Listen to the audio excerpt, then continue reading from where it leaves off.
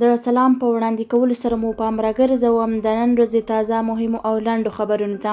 لومړی خبر، مایک پامپیو طالبان او افغان حکومت دواړه د تاوتریخوالي کم کړي. د امریکا د بهرنیو چارو وزیر وایي طالبان او افغان حکومت دواړه باید د سولې لپاره هڅې ګړندۍ کړي.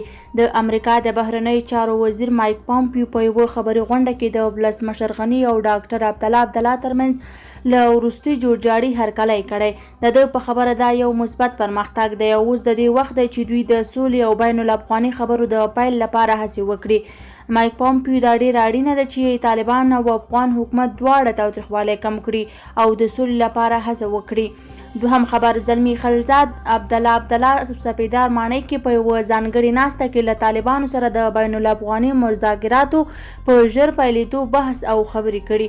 دریم خبر، زلمی خلیلزاد له طالبانو مې په کلکه غوښتي چې تاوتریخوالی کم کړي. د افغان سولې لپاره د امریکا د بهرنیو چارو وزارت ځانګړي استازي زلمی خلیلزاد ویلي له طالبانو یې په کلکه غوښتي چې تاوتریخوالی کم او د دایمي اوربند لپاره زمینه برابره کړي. نوموړي په ټویټ پیغامونو کې ویلي چې د طالبانو له سیاسي مشرانو ملا برادر سره یې درې مهم او رغنیز بحثونه لرلي دي. د ده په وینا له طالبانو یې غوښتي چې د سولې هوکړې ته دې ژمن پاتې شي، بین الافغاني خبرې دې پیل کړي او تاوتریخوالی دې کم کړي او د ورو د دایمي اوربند ته لار پرانیزي. نوموړي ویلي امریکا هوکړه له دې سره تړلې چې طالبان باید د ترهګرۍ پر وړاندې اقدام وکړي او تاوتریخوالی کم کړي او بین الافغاني خبرې پیل کړي. هغه زیاته کړې له دواړو لورو غواړي چې ژر تر ژره تاوتریخوالی کم کړي ځکه د رواني جګړې زیان یوازې عامو افغانانو ته وړي. څلورم خبر، د هیواد پخوانی ولسمشر حامد کرزي د کندوز ولایت په چهاردرې ولسوالۍ کې پر یوه روغتیایي مرکز شوي هوایي برید بشري ضد جنایت بللی. د نوموړي له مطبوعاتي دفتره په خپره شوې خبرپاڼه کې راغلي د جګړې دواړه ښکېلو غاړو ته پکار دي چې په هیواد کې د پردیو ګټو لپاره روانه جګړه ختمه او د خبرو له لارې د سولې د ټینګښت لپاره کوټلي او اغیزمن ګامونه پورته کړي.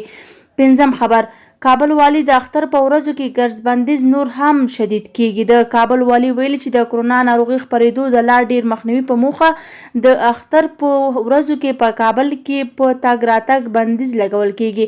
د کابل والي له کابل ښاریانو غوښتنه کړې چې د اختر په ورځو کې په خپلو کورونو کې پاتې شي او له تګ راتګ ډډه وکړي.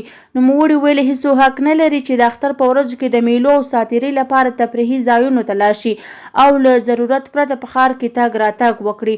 کابل والي داسې مهال دغه څرګندونې کړې دي چې شپږم خبر، په هیواد کې د کرونا 521 نورې مثبتې پیښې ثبت شوي.